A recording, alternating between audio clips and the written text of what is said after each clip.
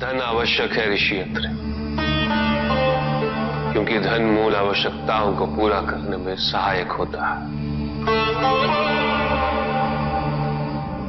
किंतु जब कोई व्यक्ति इच्छाओं को आवश्यकता समझने लगे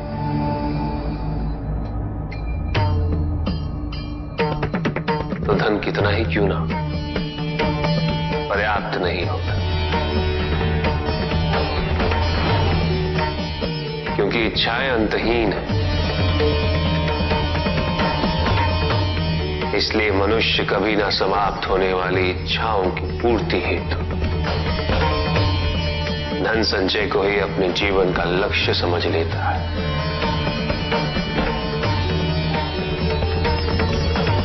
वो लोभी बन जाता है।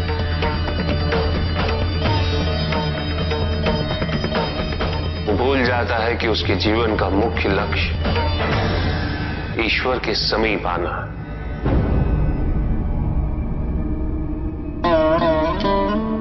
ऐसे लोभी व्यक्तियों को अपनी मृत्यु के समय भी यही दुख रहता है कि उन्होंने क्या कुछ नहीं पाया, क्या शेष रह गया। ऐसे समय में वो एक क्षण के लिए भी ईश्वर का स्मरण नहीं करते। अपने जीवन की निरर्थकता और व्यर्थता का बोध नहीं होता।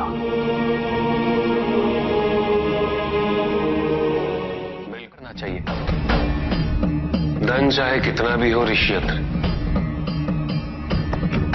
मूल आवश्यकताएं तो केवल उतनी ही।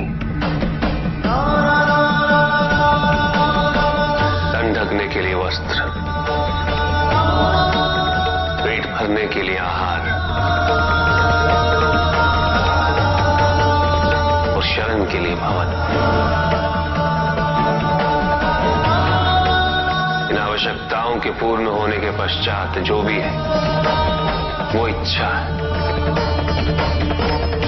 धनी व्यक्ति के पास जो भी अतिरिक्त धन होता है वो उसे दान करना चाहिए, उनके उद्धार के लिए जो अपनी मूल आवश्यकताओं को पूरा नहीं कर सकते।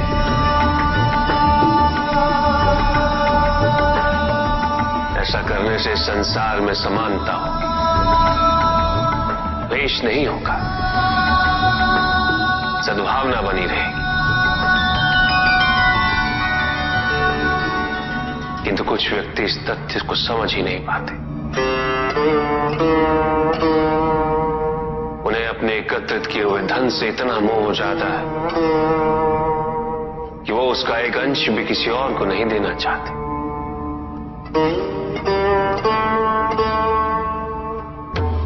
ऐसे व्यक्तियों की सूची में सर्वप्रथम स्थान कुबेर का है।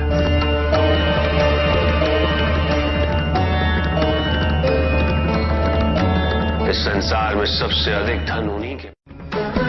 शक्तिशाली बनना अत्यंत कठिन है, किंतु उससे भी कठिन होता है शक्तिशाली बने रहना। और इसके लिए आवश्यक है कि हम शक्तियों से प्राप्त हुए उत्तरदायित्व का सम्मान करें।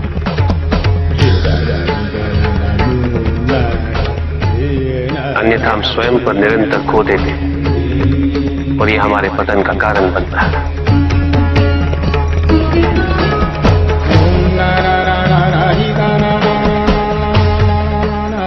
युद्ध में की गई भूल और उपलब्धियों से कुछ न कुछ सीखना आवश्यक है कार्तिक।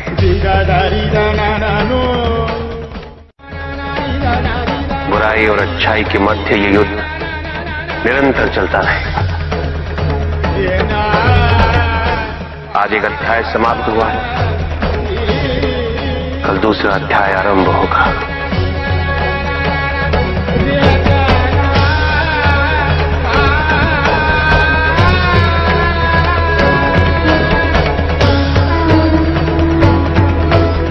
जब तक इस समस्त संसार में बुराई है तो अच्छाई भी होगी,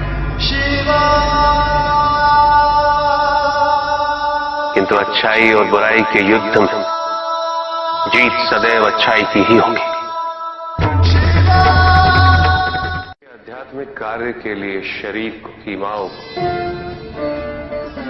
और अहम को तोड़ना और उसे पार करना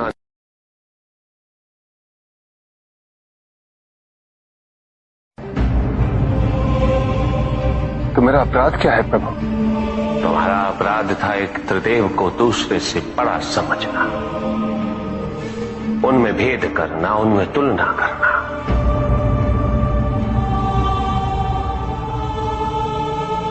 यही थी तुम्हारी भूल।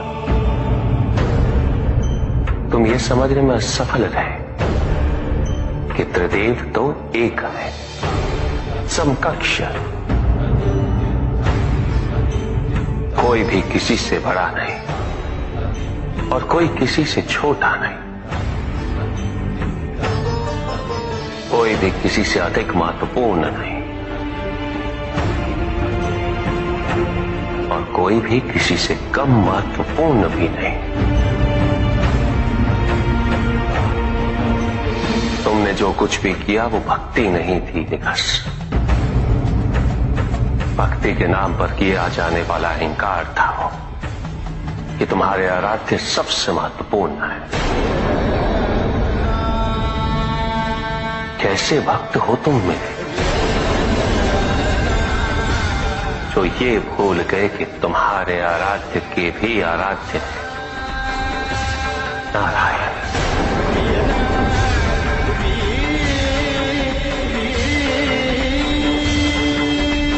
भक्त यदि सच्चा तो उसके पास अपने आराध्य को पाने के अतिरिक्त ये सोचने का समय ही कहां होता है कि उसके आराध्य से महत्वपूर्ण भी कोई है या नहीं। वो तो प्रतिपल अपना ध्यान केवल अपने आराध्य पर ही स्थिर रखता है और जब ऐसा होता है दिग्गज तो ना तुलना होती है, ना प्रतिस्पर्धा होती है और ना ही किसी प्रकार की कोई ईर्ष्या होती है। बात तो केवल आनंद की अनुभूति ही विद्यमान होती है।